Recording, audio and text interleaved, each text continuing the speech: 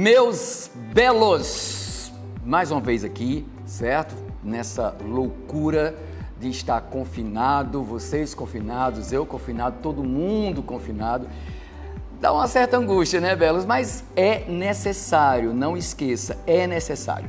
Na aula de hoje, nós vamos trabalhar exatamente na página 75 do seu módulo, tá? Eu aprendi isso com o professor Guilherme semana passada. Vai lá, dá uma pausa, pega o teu módulo, tá? Abre aí na página 75, certo? A gente vai ter 3 poesias, ou 3 tipos de poesias que nós vamos trabalhar na aula de hoje, tá bom? Nós vamos trabalhar a poesia marginal, suas caracterizações, sua temática. Nós vamos trabalhar também, segue aí o módulo, a poesia feminina e a poesia negra, tá? Nós vamos dar as características dessas poesias, vamos dar as características também, certo? Se elas têm diferenças entre si, ou seja, da própria poesia feminina há diferenças, não é uma coisa generalizada. Tudo isso vai ser passado para você com calma, para que vocês aprendam direitinho, já estão em casa. Se possível, depois vão no Google e acessa lá, tá? Sites sobre tal ou qual poeta que você quer conhecer mais, e aproveitando que eu já disse essas características, vocês vão ir, pá, né? Já aprender mais sobre eles.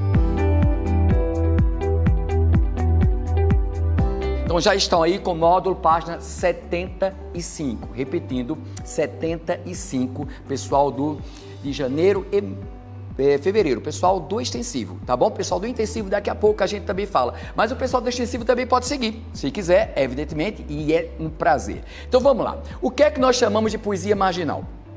Primeira coisa, vamos lembrar que a palavra marginal tem a ver com margem, está à margem de. E esses poetas dos anos 70, eles realmente estiveram à margem de várias coisas. Primeiro, vamos pensar no contexto de um Brasil ditatorial, vamos pensar no contexto do Brasil de muita repressão, de muito medo, de muito moralismo, né? Vamos pensar no Brasil de censura, ok? Ora, esses poetas não seriam poetas bem-vindos às grandes editoras. O que eles fizeram então, tá? Vamos começar essa marginalização. Primeiro, eles começaram a fazer a própria produção, né? São poetas da chamada geração mimeógrafo, Depois você pode até ir, né, no Google e ver o que é um mimeógrafo. Eles mesmos reproduziam seus textos com essa geração mimeógrafo. Primeiro, datilografavam, certo? Aquela máquina de datilografia, tá? Inclusive há fontes, né?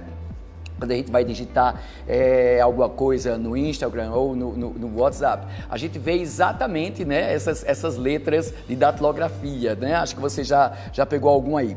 Tem pessoas que têm prazer em ter essas máquinas de datilografia, tá? Então eles datilografavam os seus textos, rodavam em mimeógrafo, preparavam suas produções e vendiam, né, em bares ou distribuíam em sinais. Houve até um momento em que algum deles jogou, né, poesias do alto de um edifício ali em São Paulo, né, e seria chuva de poesia, a poesia marginal. Mas por que marginal? Marginal, essa geração mimeógrafa é apenas por conta da produção? Não, belos, é também por conta da temática. São poetas que vão lembrar muito, né, a poesia de crítica social, certo? Muitas vezes relacionadas com o momento econômico presente, certo? Com o momento da ditadura, né? São poetas que vão tecer a sua consideração crítica de maneira bem sarcástica, satírica. Eles não têm aquela seriedade toda dos poetas que falamos na última aula. Eles não têm aquela seriedade, né, de um João Cabral difícil ou de um Ferreira Goulart, né, mais uma crítica reflexiva, certo? Nem próprio Tiago de Mello. Não, certo? O que eles têm são tons mais satíricos, são tons mais debochativos. Então eles são mais sarcásticos na maneira de apresentar o Brasil, certo? Aquele Brasil de época. Sofreram censura? Evidentemente, belos, que sofreram censura. Mas eles burlavam essa maneira de jogar seus textos e circular seus textos socialmente. Mas tem uma outra coisa também. São poetas muito jovens, certo? Naquela geração dos anos 70, tá? A geração que algumas pessoas chamavam de porra louca, tá? Mas é uma geração, na verdade, de uma temática que pode variar, né? Por isso eles falam tanto do jovem, da irresponsabilidade do jovem, desse jovem que, olha só, né, na sua página 75, o que diz chacal, né? Leia comigo lá, olha só. Vai ter uma festa que eu vou dançar até o sapato pedir para parar. Aí eu paro. tira o sapato e dança o resto da vida. É uma coisa meio carpe diem, né? Eu sou jovem, vou aproveitar esse momento. Então tem algo na poesia marginal que tem a ver com a sua irresponsabilidade, entre aspas, não estou trazendo nenhuma carga negativa para essa palavra neste momento, tá? Uma irresponsabilidade de ser jovem, né? A questão sexual, a questão da vida, né? E até mesmo em alguns casos a questão da droga, tá? Vamos pensar naquela célebre frase do rock: sexo, drogas e rock and roll. Então a poesia marginal tem isso, né? Uma poesia que, além do teor crítico dela, tá? Também tem esse teor sobre o que é ser jovem. Certo? O que é amar nesse mundo jovem? O que é amar e não ser amado, né? O que é amar em branco, como eles mesmos dizem. Então, há todo um lado de vida e ao mesmo tempo de crítica social nessa poesia marginal. Mas eles também são marginais em um outro aspecto, tá? Eles são marginais também na própria estrutura. Você sabia que eles lembram muito a primeira fase moderna, tá? Os poemas pílulas, os poemas blagues, tá? Vamos lá, o que é um poema blague? Piada. Escutei o Najib dizer isso agora mesmo, piada. Exatamente, tá? O poema piada, o poema, a paródia, eles fizeram paródias, por exemplo, de Canção do Exílio. Então eles têm aquele espírito, né? É um revival, por exemplo, do que foi a primeira geração modernista, né? Então eles são um movimento de contracultura, com certeza. Com certeza, movimento contra a cultura. E se você está aí, Kevin, tá? Você que é o senhor Virgínia, né? Perguntando, me lembro que é movimento contra a cultura. Um movimento contra a cultura vigente, um movimento que vai contra aquela cultura, o establishment da cultura, aquela cultura tradicional. Eles vão contra, né? Eles estão remando aí contra a maré dessa cultura, tá bom? Então são poetas, tá? De poemas curtos, de versos livres, de versos brancos, adoram fazer haikais. Lembra que quem assistiu a aula da minha e de Ana Cláudia, né, da poesia feminina, tá? A Alice Ruiz faz muito poemas que são os haikais, são aqueles poemas curtos, né, que lembram a poesia japonesa. Eles também fazem isso. Então são poetas realmente, certo? De prazer em desacralizar. Marco Aurélio, posso chamá-los de poetas iconoclastas? Pode, belos. A modernidade por si, ela é uma iconoclastia. Certo? A partir do momento que eu digo que eles são contra a cultura, eles são iconoclastas, né? Vamos pensar nisso, tá bom? Então, não esquece as características da poesia marginal, certo? Né? A temática da poesia marginal, uma temática crítica social e ao mesmo tempo, né, da vida da juventude, tá? Não esquece as estruturas, certo? Livres, tá? Versos livres, muitas vezes versos brancos ou rimas, eles podem usar, eles são livres, certo? Os poemas blagues, os poemas piados, os poemas reflexivos e uma linguagem solta, leve, uma linguagem que permite até o palavreado chulo, né, que seria um palavreado da pornografia, por exemplo, tá? Eles se permitem a isso. Marco Aurélio, hoje a gente tem poetas marginais, alguns deles ainda existem e já usam a linguagem do internetês. Observa como a poesia ela vai se adaptando, né, à linguagem moderna. Certo? Então são poetas incríveis. Se você quer pesquisar mais sobre eles, vai lá em Chacal, C-H-A-C-A-L, ou então vai lá em Cacaso, certo? Vai lá no grande Paulo Leminski, L-E-M-I-N-S-K-Y, Leminski, fantástico Leminski. Vai lá, procura o Leminski, certo? Então são poetas muito bons, certo? Loucos demais, mas poetas que têm a ver com a sua geração. Tem uma poeta desse momento chamada Ana Cristina César, uma poeta, na verdade, também marginal, certo? Mas a poesia da Ana Cristina César está mais voltada, tá? Para o seu eu, a sua poesia mais reflexiva, uma poesia mais voltada exatamente para a angústia, para a dor, né? Uma poesia voltada para aquela mulher que se perde algumas vezes, tá? Exatamente com o que ela é, com a sua sexualidade, com o seu lado existencial demais. Então a poesia da Ana Cristina César é uma poesia voltada então para essa angústia, ok?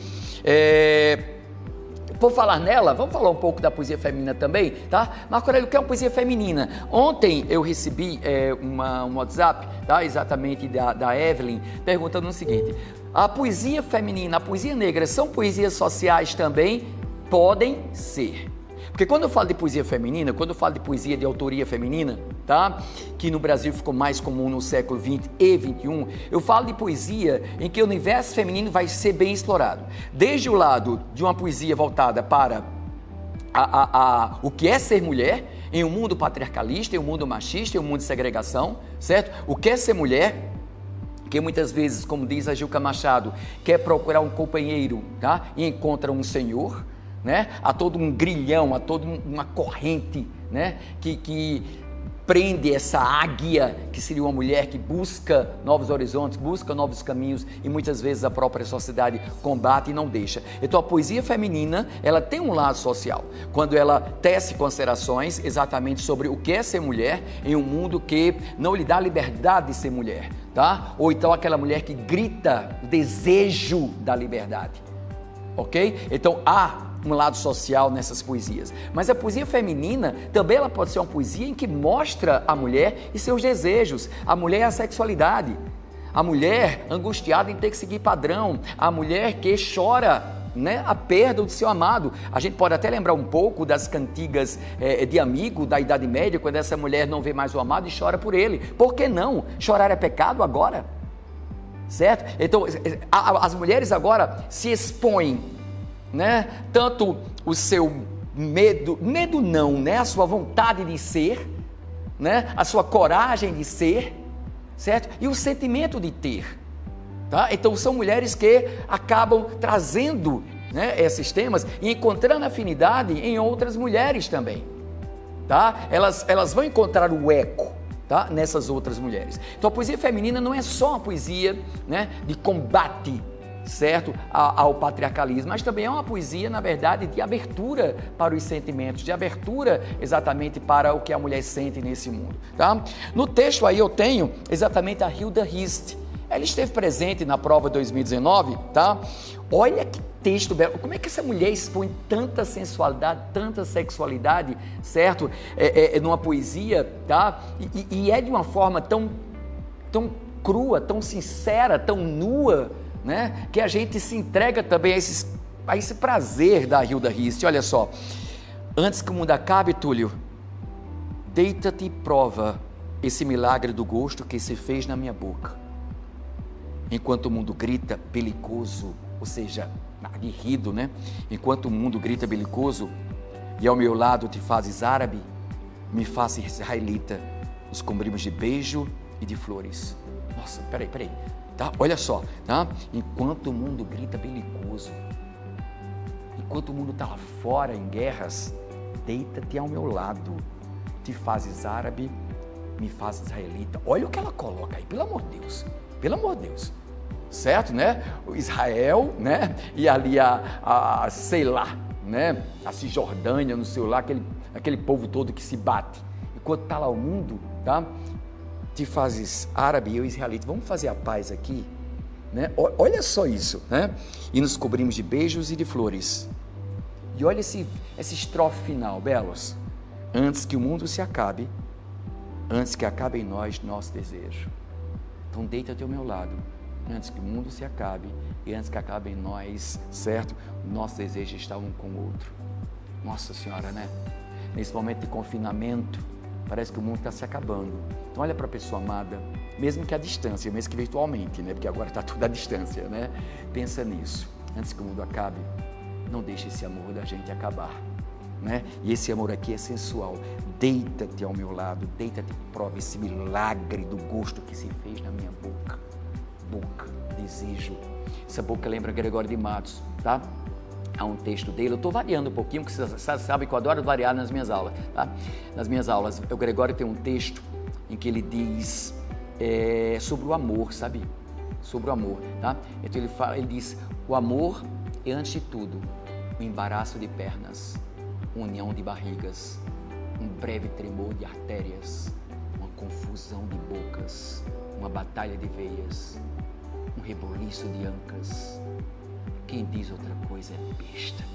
Nossa, né? Me lembrou aqui Hilda, esse amor de confusão de bocas, esse amor de embaraço de pernas. Isso é Hilda, tá? Isso é Hilda, uma mulher falando isso, certo? Lá eu falei de Gregório, um homem falando isso. Para o homem falar é mais fácil naquela época, para a mulher falar é mais difícil, mas ela fala.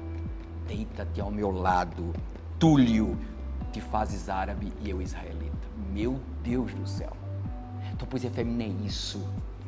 certo? É uma poesia que fala de si, né? Fala da velhice, fala do medo de envelhecer, fala até mesmo da própria condição que é envelhecer. Eu me noto envelhecendo. A Cecília diz isso num poema chamado Retrato. Quando ela olha para o espelho e não diz, eu não tenho este rosto de hoje, assim magro, assim triste, assim pálido. Eu não tinha estas mãos sem força. Eu não tinha este lábio amargo, eu não tinha este coração que nem se mostra. Em que espelho ficou perdida a minha face? Para a mulher é muito mais difícil envelhecer. E elas assumem isso em textos de autoria feminina. Que maravilha, belos! Que maravilha, que lindo a poesia feminina. Então, Evelyn, respondendo a sua pergunta, não é só uma poesia voltada para a questão do social, o que é ser mulher. É uma poesia também voltada exatamente para a questão de expor seu lado. Eu chamo isso de lirismo confessional, certo? É confessar-se no texto, tá? E a poesia negra? Eu sou fã de poesia negra, mas sabe por que eu sou fã de poesia negra? Porque a poesia negra é uma poesia de resistência. A poesia negra é uma poesia social, né? Voltando a responder a Evelyn, é uma poesia muito social. Lembrar que ela aconteceu, eu já disse isso na aula de poesia social, ela já havia acontecido lá atrás, com Castro Alves, né? Um branco, se bem que Castro Alves não é tão branco, né? Falando do que é ser negro, do que é ser escravo. Mas a poesia, ela assume uma negritude maior quando o negro a faz no século XX e século XXI. Jorge Lima tem uma série de poemas no livro intitulado Poemas Negros, escritos ali na segunda geração moderna. Poemas lindíssimos, inclusive 2 já vieram na prova do Enem. Jorge de Lima, você coloca lá no Google, Poemas Negros, e você vai ver como ele coloca esse negro, a cultura que o negro deixou para a sociedade branca, para a entediada sociedade branca. O jazz é negro, o blues é negro, a capoeira é negra, os batuques são negros. Você gosta de tambores? Negros, indígenas. Vem do negro.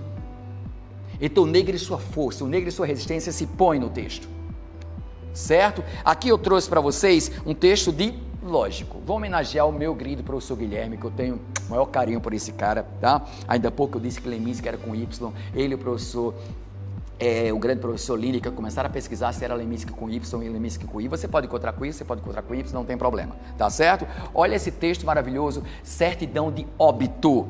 Certidão de óbito. Pelo amor de Deus, belos, olha que coisa mais linda, tá? Os ossos de nossos antepassados colhem as nossas perenes lágrimas pelos mortos de hoje. Os olhos de nossos antepassados, negras estrelas tingidas de sangue, elevam-se das profundezas do tempo, cuidando de nossa dolorida memória. A terra está coberta de valas, e a qualquer descuido da vida, a morte é certa. A bala não erra o alvo. No escuro um corpo negro bambeia e dança. A certidão de óbito, os antigos sabem, veio lavrada desde os negreiros. Desde os negreiros, desde os navios negreiros. A marginalidade dos negros. Ver um negro é ver um marginal. Me lembro de uma música chamada Haiti, do grande Caetano Veloso e do grande Gilberto Gil. Tá? Os negros são pobres, os pobres são negros. É impressionante como há uma visão de que a negritude é algo que lembra bandidagem, que lembra marginalidade. É o preconceito velado do Brasil. Ele se expõe com sua força, com sua garra, com sua, sei lá, com sua cultura. Os negros aqui se expondo. Olhar para o negro é olhar para o mal? É olhar para um povo de raça sofrida, belos. É olhar para um povo de raça sofrida. Certo? Como eles se expõem, como eles colocam, como eles resistem. Quer ser negro? Acho bonito quando aqueles cabelos imensos, black power do negro, né? Eles vêm. Acho terrível quando um bando de nazifascistas, certo? Começa a chamar o negro disso, daquilo. Quem és tu, cara pálida? O negro e sua força, o negro e sua cultura, é isso que é poesia negra. E quando é Conceição Evaristo, isso fica mais forte, porque é a poesia negra e feminina. Aí dá molesta dos cachorros, como diz lá na Paraíba, entendeu? Então, Evelyn, a poesia negra é uma poesia social. O que é ser negro? Tá? Alguns deles expõem a sua cultura. Recentemente eu soube que o pente de Babu, né, do Big Brother, foi vítima de preconceito. É um pente, é um cabelo. Não existe cabelo ruim. Ano passado eu estava falando com um aluno e eu falei dele, do seu cabelo, ele disse, mas meu cabelo é ruim. Eu disse, e desde quando esse adjetivo vale para cabelos? O que é um cabelo ruim? O que é um cabelo bom? Que cultura é essa? Que cultura é essa? É cabelo. Cabeleira, cabeluda, descabelada, como canta Gal Costa. É cabelo. Poesia negra. Ok? Belos, depois disso nós vamos ter outras aulas, certo? Estou imensamente com saudade de vocês. Vocês não sabem como vocês estão aqui no meu coração. Dedico especialmente essa aula, tá? Vou dedicar todas as minhas turmas, tá bom? Então vamos começar primeiro com a quarta-feira à tarde, tá?